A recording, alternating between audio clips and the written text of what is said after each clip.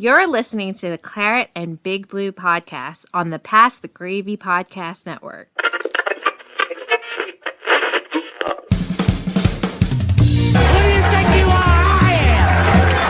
Goat's vagina, that thing was huge.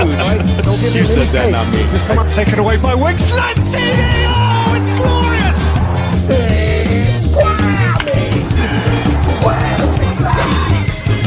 What? We just become best friends? Yep!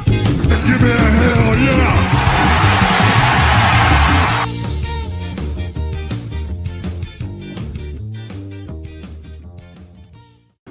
And we are live. We'll do it live! Welcome everyone to Claret and Big Blue, probably the only podcast on the internet dedicated to West Ham United and the New York Giants. That's right, football and football balls for everyone's taste. I am Mike Fish, and I'm joined, as always, by the cow ripkin of crawfish. It's Alex J. Middleton. Alex, how you doing, buddy? What's happening, man? Not much. How was your Memorial Day weekend? It was pretty good. I drank a lot, so my liver's pretty stoked that I'm not hitting it as hard today, but I still am drinking, so I didn't get a full day off. You got to keep practicing, because if you lay off, then you start, exactly. It's like going to the gym. You got to keep drinking every day, otherwise. Got to keep it ready. And is there any particular beverage that you're drinking, sir? I'm drinking my own beverage once again, the Pass the Gravy Darlin' Like a Marlin Blackberry Sour from Southern Star Brewing Company. Pretty dope, if you do ask myself. If I do say so myself, I guess that's how I should have said it in the first place. But you obviously had the official launch party on Saturday. How'd that go? It went pretty well. We sold a lot of beer, and I thought people were pretty happy with it in the long run. Not everybody likes a sour, but the people that did like it seemed to really like it. So I thought that was cool. Was there anyone who was like doing the acting where they were like, this is really nice? No, they all hit it pretty well, I guess. Like nobody was obviously lying to me, I guess. Well, that's good. I'm sure somebody lied and said it was better than it was, but whatever. I like it, and now I'm drinking it, so it doesn't matter. And I got home, like, that bit is disgusting, but he must never know the truth. We can never tell him. This will go to the grave. But other than that, anything memorable like, did you do anything other than obviously Saturday? Was you just chilling out, recovering Saturday? Yeah, Sunday, Monday? pretty much. Went to a brunch on Sunday, got pretty lit there, and then slept it off the rest of the day. Nice. Yeah, we had a almost, what's the word I'm looking for? I guess a stereotypical. No, that's not the right word.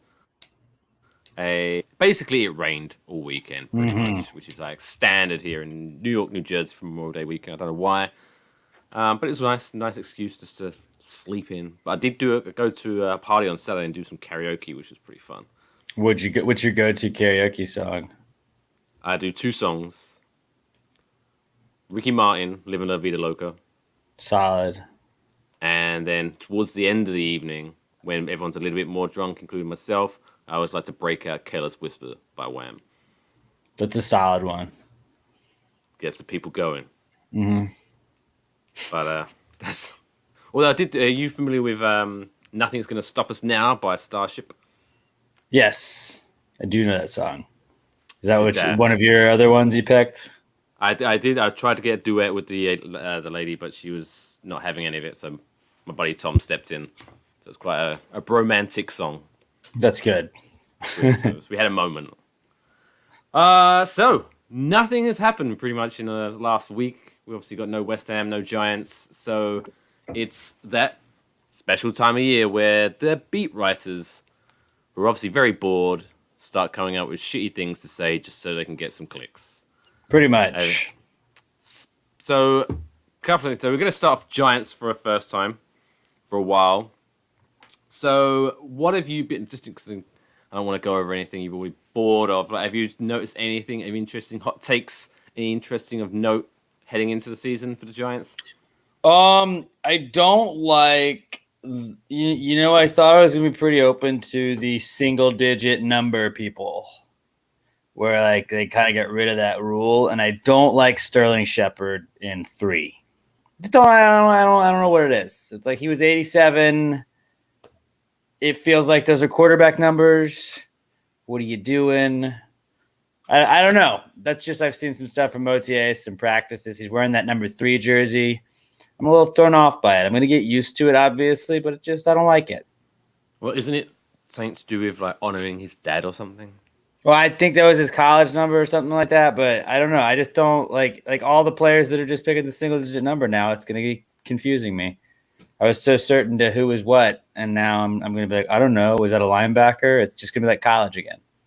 See, I guess I didn't have that same issue because I didn't even realize until they changed the rule that was a rule that depending on what position you were, that's your numbers, like the numbers you get to pick from. Mm-hmm. So I have no idea what the kerfuffle is about, so it doesn't really bother me. But maybe from 87 down to 3, like you should like work his way down per season. Like you started at 87, I think maybe you can have like number in the 60s this year, and then we'll work our way down. Like, I don't know. He should have kept it. But whatever. That's really all I got. Danny Dimes, I saw he was the best percentage-wise deep passer in the league. So just one more reason he's going to be great, and that all the haters are going to be eating their words this year. Great deep passer, very fast, and fastest quarterback in the league, best deep passer in the league, and pretty pun good. Intended, he has giant arms now, so that's great. Right. It's going to help. Speaking of that, so I was taking a look at some stuff because I was pretty bored. I'm not going to lie today. So I was doing a lot of stuff like them. So Maurice Moten, I don't know if I'm pronouncing that correct. Are you familiar with this man's work at Bleacher Report? Not particularly, no. So he thinks, I'm just checking off it's very hot in here. So he thinks out of all the 32 teams in the NFL, the New York Giants are within his top 5 teams that are like going to be under super pressure to perform this year. He even goes as far as to say if the Giants don't make the playoffs this year, then Dave Gettleman has nowhere to go but home. Like he can't stay at the Giants. So I mean, man, a couple that's of things. Super original thought, I guess. I would say that every team is probably under pressure to perform in a lot of ways. Like that's the most like this is that time of year where you just have the most vague statement. Like, do they want to win? Well, probably, dude. I don't know. Like, it seems like that's their goal.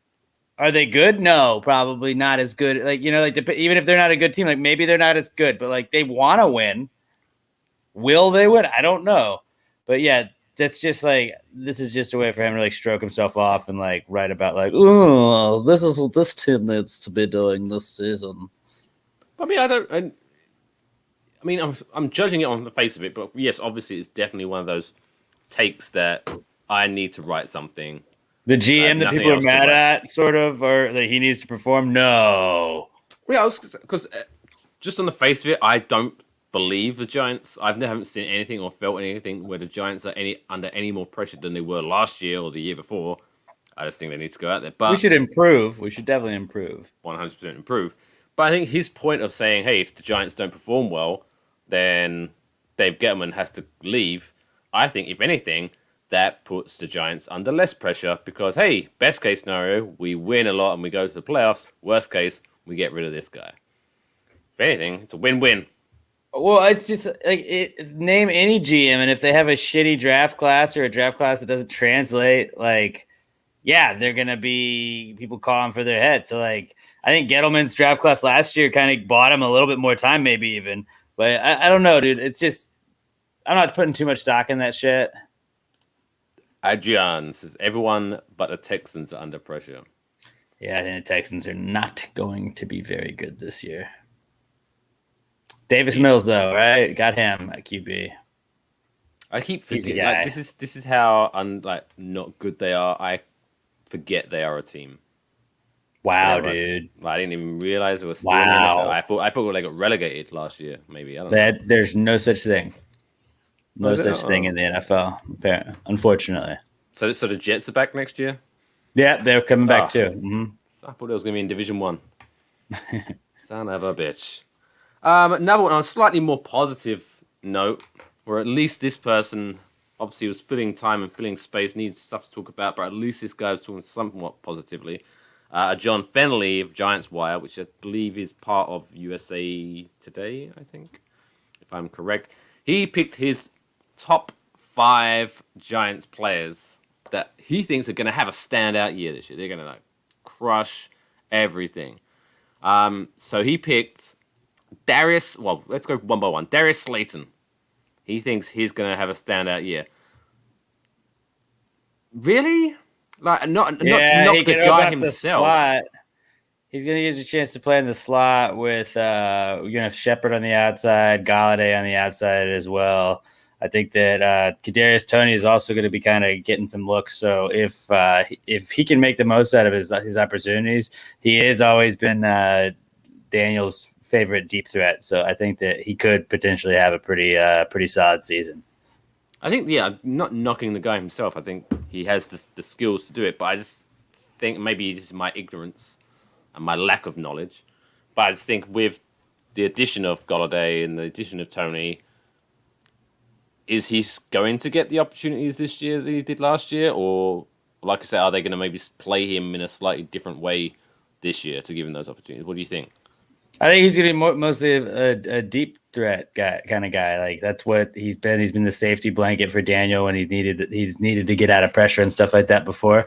And I think maybe they make him focus more on that or those little slants that he can turn into a lot because that's what Slayton can kill you with the speed. And I think that if we work on that, then him and Toney on the inside running a lot of these routes that maybe Evan Ingram was running previously, I think that could be beneficial to the offense. You can't have too many weapons. So Darius Slayton, if he has a solid year, then that means a lot of other guys are having solid years. And I'm pretty stoked about that. Well, another one he was going for was Andrew Thomas. He thinks Andrew Thomas is going to have a big year this year. He's taking a step back. I think he will. I think he'll take a step up. I mean, he was a rookie and he got thrown around a little bit. He was sort of figuring it out. And I think that he's definitely going to shore up that offensive line for sure. Because not in the big names, but I think we definitely that was other than the big headlines of the draft, which was obviously Toney and things like that. But we did a lot of additions to our defensive side, if I remember correctly. Mm-hmm. So do you just think that's just gonna add to is that gonna take a little bit of the pressure off Andrew Thomas a little bit? So he's not gonna have to be I need to be the man, I need to be the Superman. Where he's going to be, I have good people around me, so I can kind of relax and do my things. Is that a thing? I've never played American football, so is that a thing where you kind of feel that the pressure is on you, and so you can kind of fuck up, I guess? Not that he did fuck up, I'm not saying that, but you know what I mean? No, I think that if he doesn't develop, you don't see him take a step forward, that there's going to be questions, obviously, from that. I think that having a year under your belt in the league is going to just kind of help calm you, having a full off season as opposed to a COVID shortened off season or COVID non-existent off season. I think that he'll be able to develop a little bit more this season. And I think that we are going to find him as our right tackle that we thought he would be. So I do forget because obviously he came in as a rookie and then he had no preseason. Right. And so that's kind of hard to throw a guy just into the fire like that. So I think that it'll pay off. Another one so this is one of our newer guys. He's pretty confident of Aziz. Is it Ojulari? Ojulari. Linebacker out of Georgia, I believe.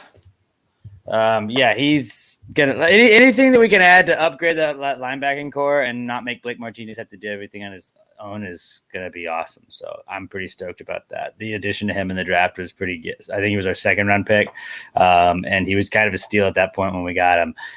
He could translate very well to the NFL. I think that's obviously why they got him, and I'm looking for him to make a huge impact. Him and Martinez together, I think that'll be a solid duo in the linebacking core.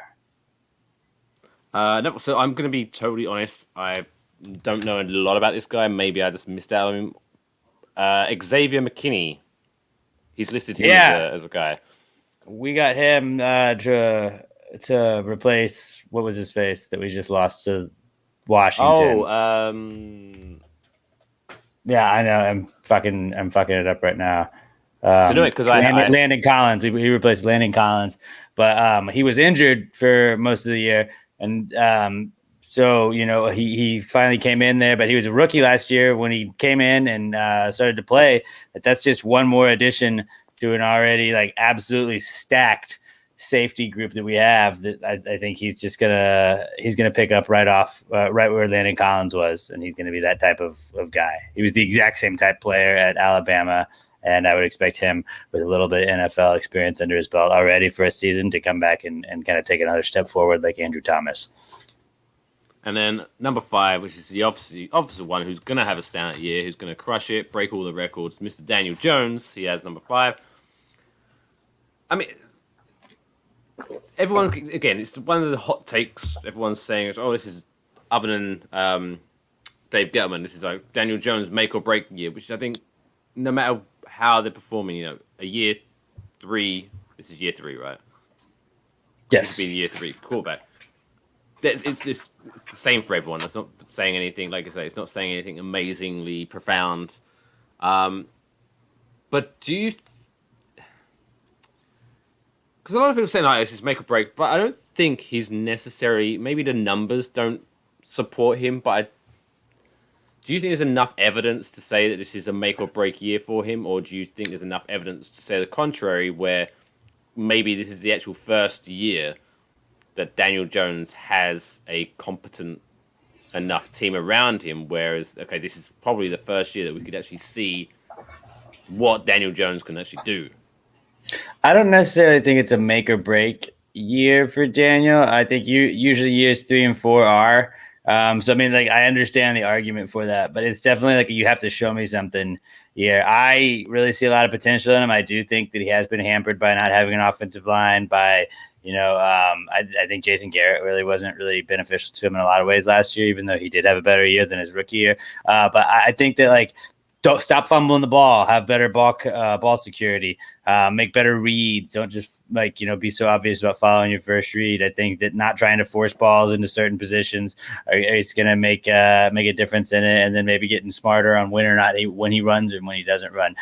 So I don't think it's a make or break year, in my opinion. I think a lot of people, it is a make or break year. So I'm not going to say that that's an entirely like crazy point to make, but just like he needs to show some stuff. He needs to take another step forward, and if he doesn't do that, then yeah, there's going to be more haters, and more of the haters are going to come out. More people that had already doubted him are going to continue to doubt him and say that he was a bust. But I don't think he is a bust. I think you're going to see him like improve this year, and I think that the high side of Daniel Jones is way worth the risk on taking him when we did.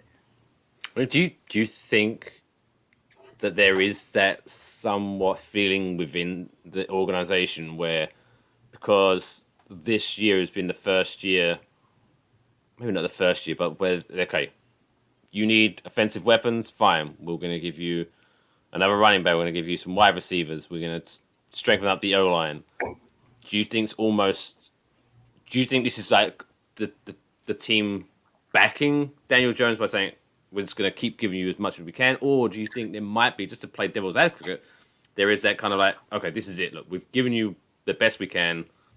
Shit or get off the pot, as they say. Well, I think that, they kind of stocked up on the defense, and now it is time to build that offense up for him. And, you can't say that, like, it's not a good thing when you give your quarterback more weapons. So, like, if you do give him a lot of weapons and then he doesn't go out and perform, then you're going to say, hey, we just gave you all this. Like, it is a bad look. So I think that they are buying into the idea that, if Jones has somebody to throw to, like, he's going to fuck shit up because he's good and he's going to be able to put points on the board. And if we can get that going and get the play action game going, we can get Saquon running. The Giants offense potentially could just be, it could be one of the top offenses in the league if we can get everything going right. If Jason Garrett doesn't fuck it up. And it would be nice to match, because, I mean, again, stats don't necessarily back this up, but I'm pretty confident when I say in the second half of the season last year, we had one of the best defenses in the league.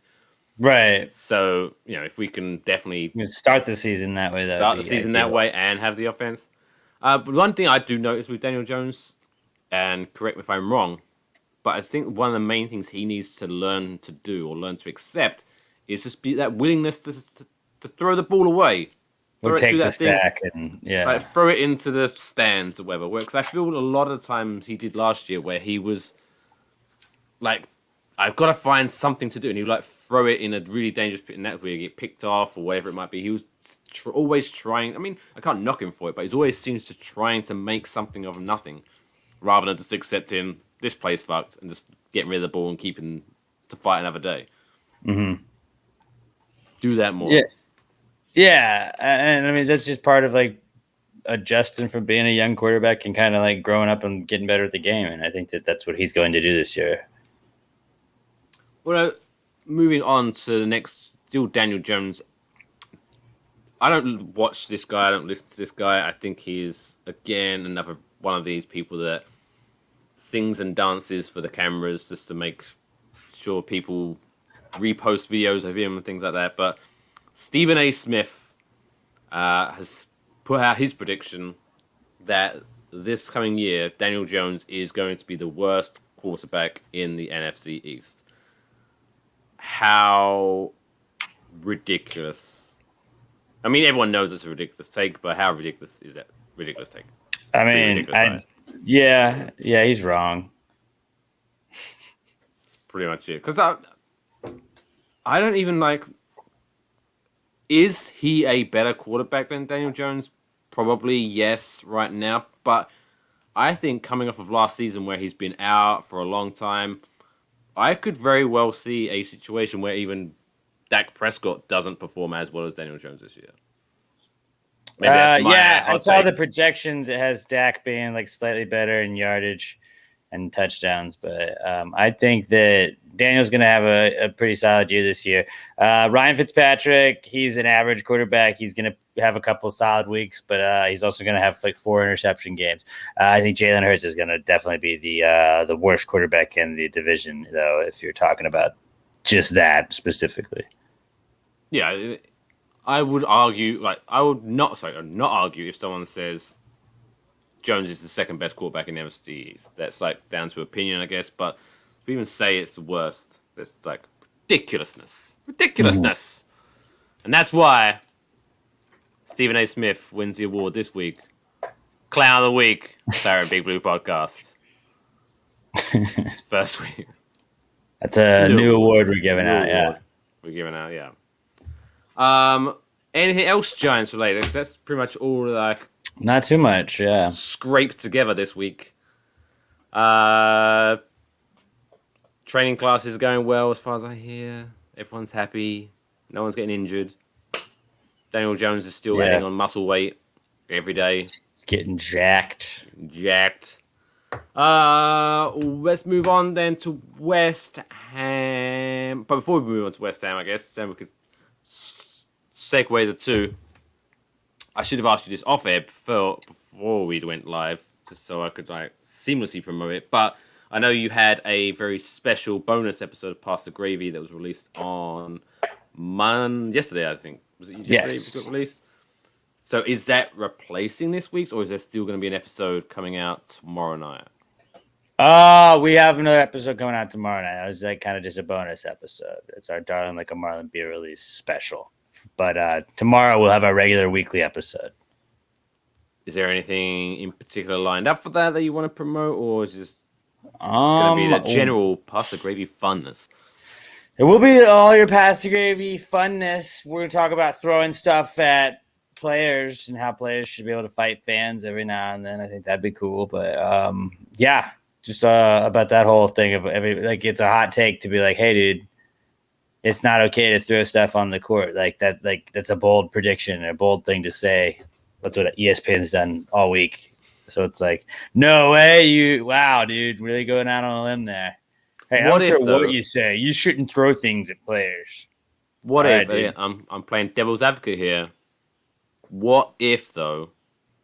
Like, I understand the take that don't throw something on the court at a player. However, what if a opposing player stamps on the head of a cartoon picture of a leprechaun? Is that okay then? It's kind of, you know what? It's not okay. No, okay. It's not okay. It's not okay, but like, yeah, just like Kyrie was kind of being a dick, but then like you shouldn't throw shit at him. Just boo him and yell at him. I don't want to talk too much about it because I don't want to get you to talk about it too much when you're going to talk about it tomorrow. But yes, was he a dick? But was the reaction a little bit over the top? I think so. I think so. Another podcast that's coming out tomorrow morning before Pasta Gravy is a little podcast that I'm doing with my buddy Kush Hayes out of San Francisco. Nice. Waffle Box. That's coming out tomorrow, where it's just going to be basically we're going to waffle on about anything and everything and nothing at the same time. That's pretty cool. Check that out. It's going to be, me and his name's Kush Hayes. It's not his real name. It's a fake name. His name's not really Kush. I'm pretty sure he made that up. His name's Steve. But anyway, we've known each other for like 15, 16 years. He does podcasts. You know him. Actually, we was on his podcast, Microdose, talking a couple of times about football. And he wanted to do something with me. And I was like, sure, why not? So we're going to be starting that tomorrow. Wafflebox, waffleboxpod.com for all the links. Check it out. Nice. And then it'll be a little bit warm up.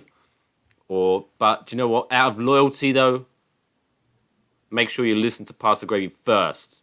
Then listen to Wafflebox afterwards.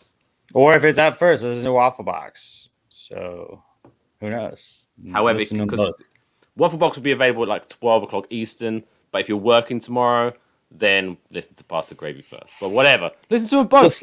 Listen to both. Just make sure you listen to both. Just make sure you do that. West Ham. West Ham actually looks like, potentially, have you seen this, could actually sign a new player early in a transfer window for a Maybe even a couple. Even a couple.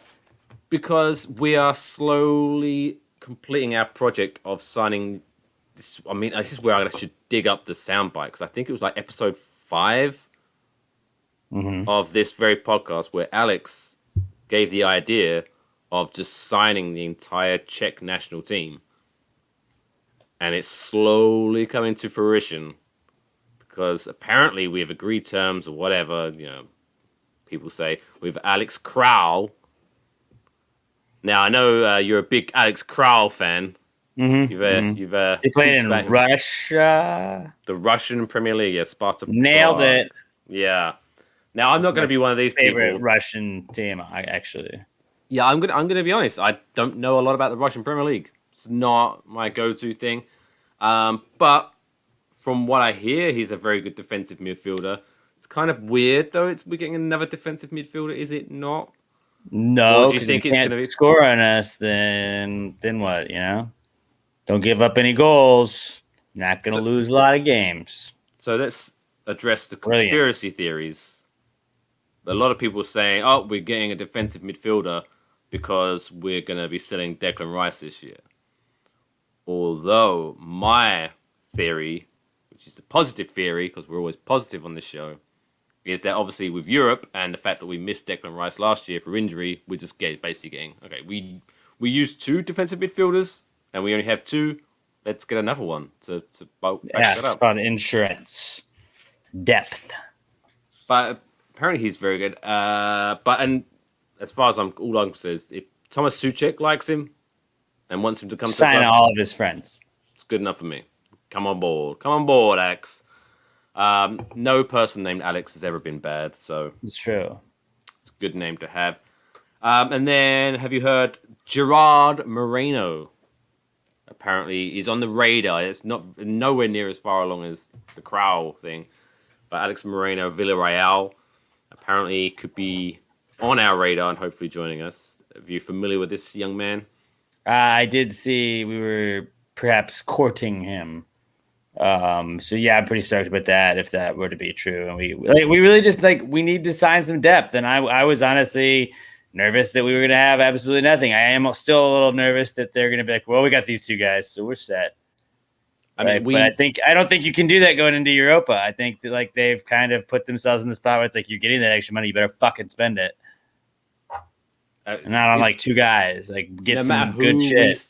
No matter who we sign, if we don't sign a striker, we're fucked, I think. Let's lock up Declan or lock up Jesse, because Jesse didn't make the England squad. I just saw, so like maybe his value's a little lower right now. Just boom, let's take him.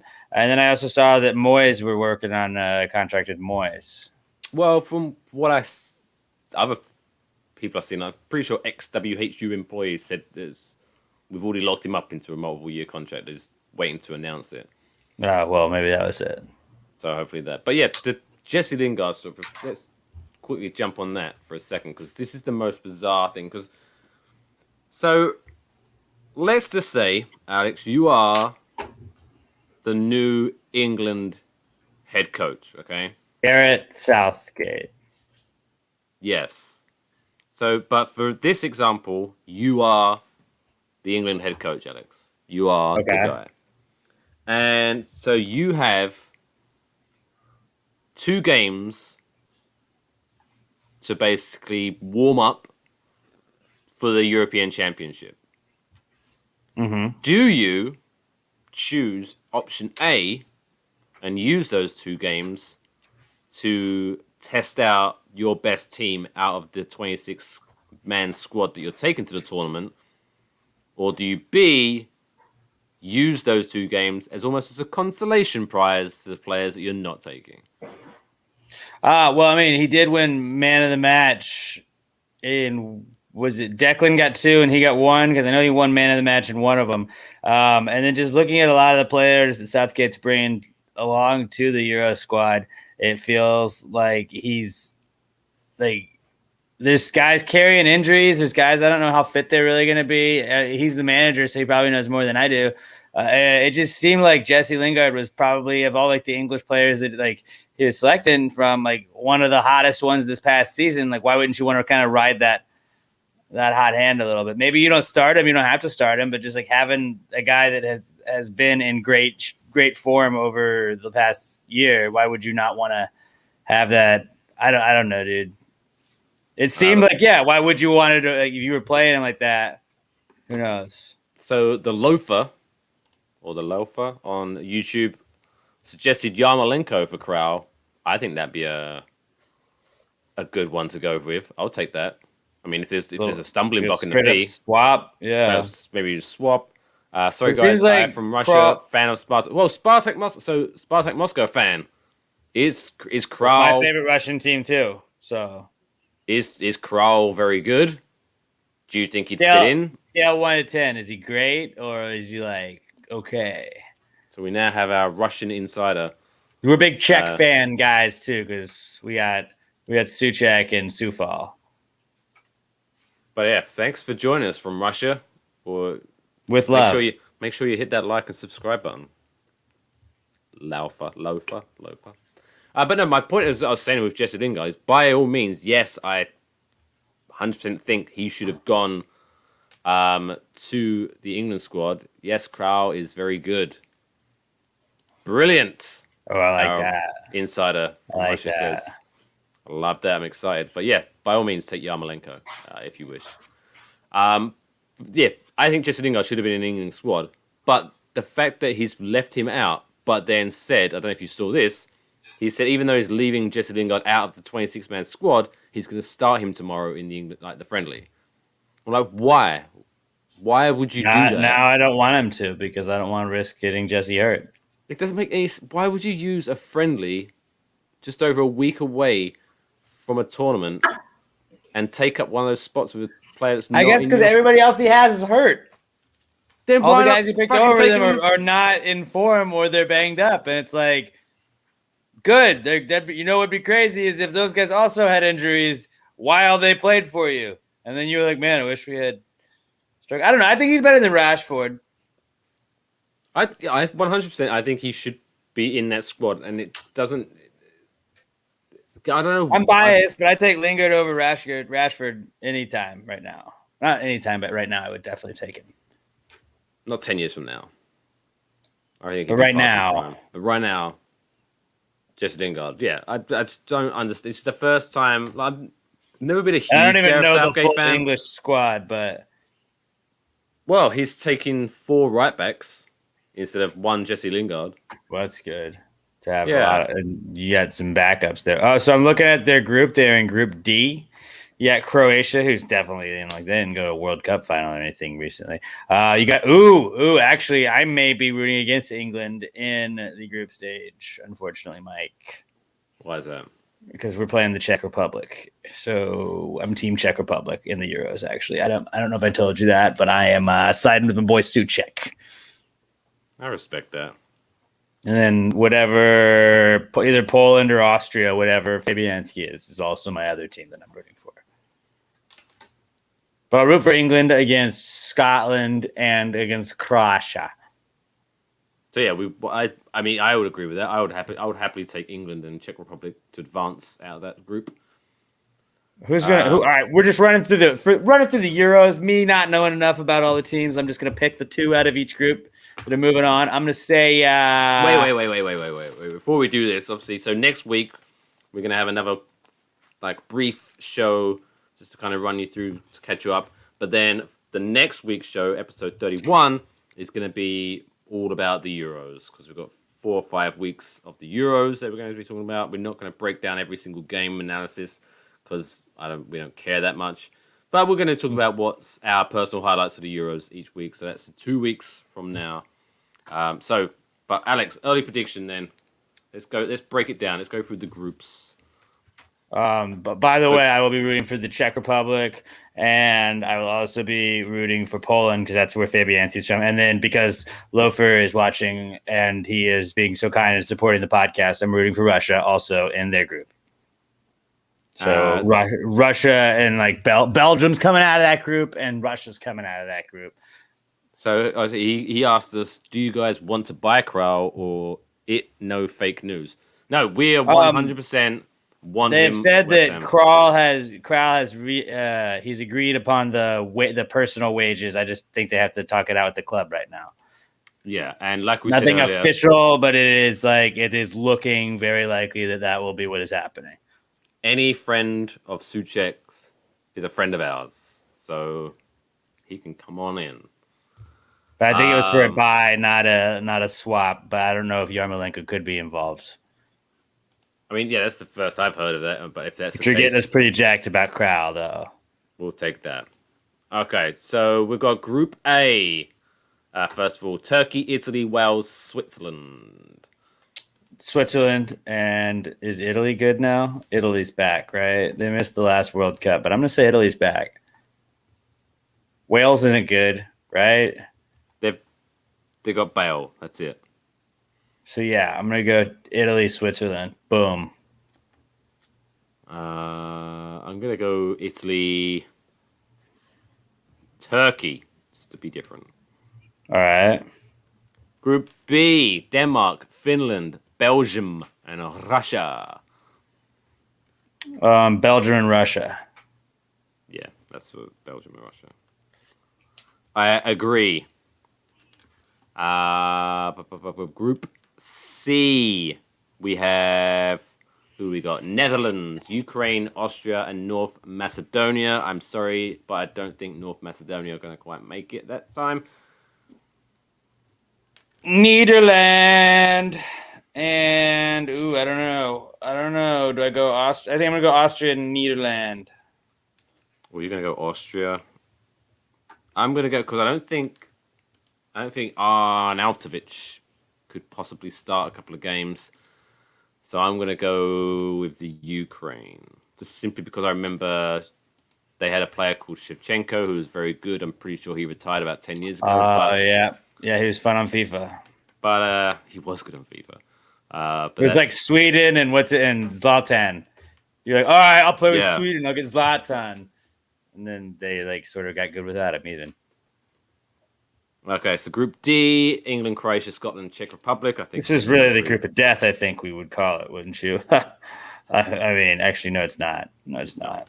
Sorry, Croatia and Scotland. It's close enough. I'm going to say Croatia and the Czech Republic come out. England needs a striker and won't get it. Wow! Don't leave Jesse off your roster, bro.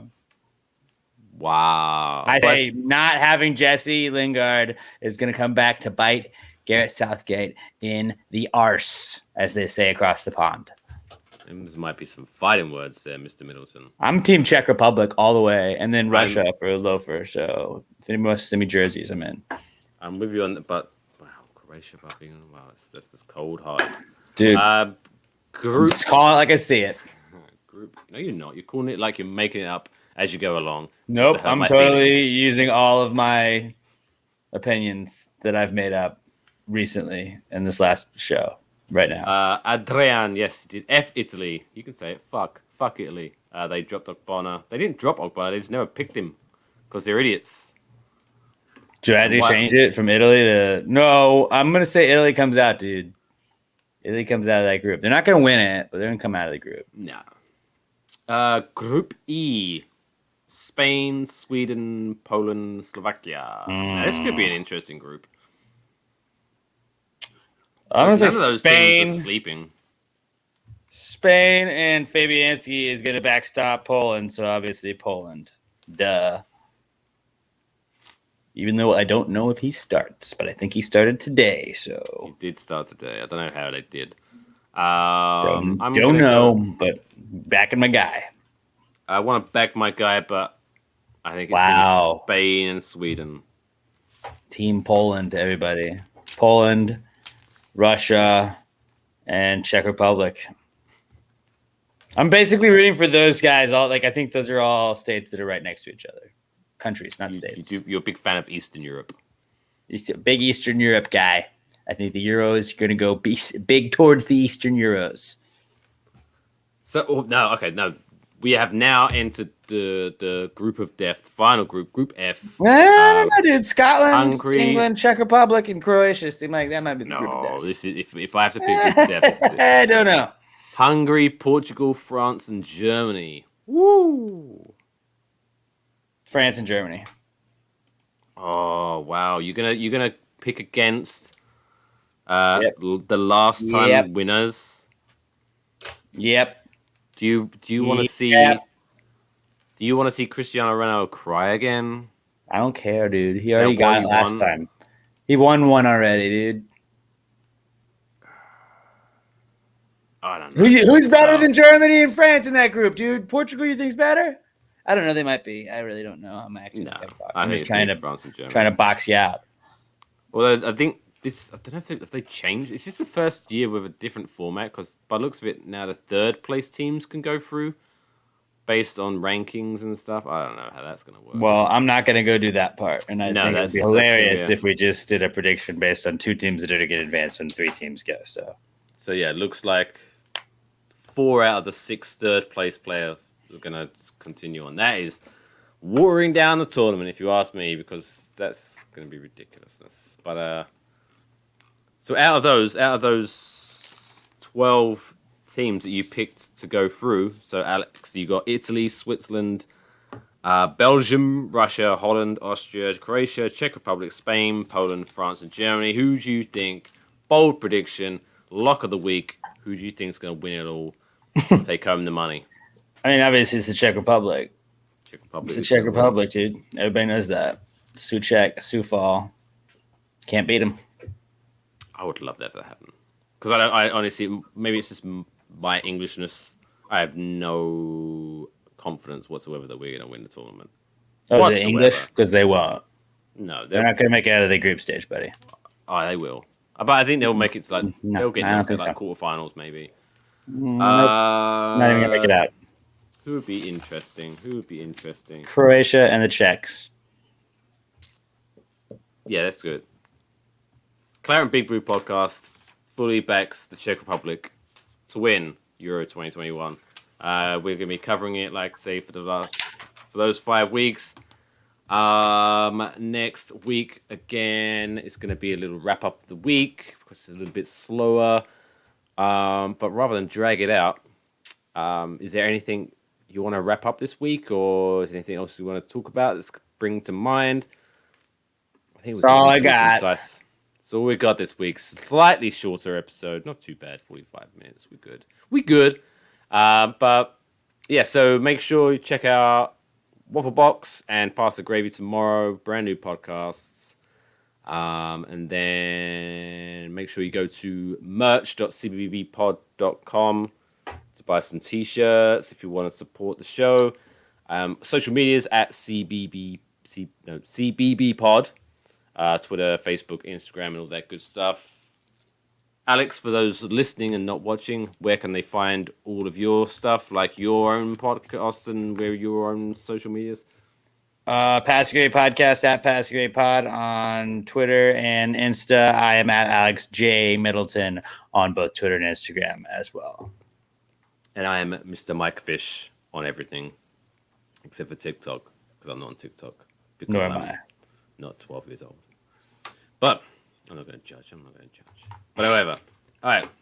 So until then, until next week, we'll be back next Tuesday at 6 o'clock.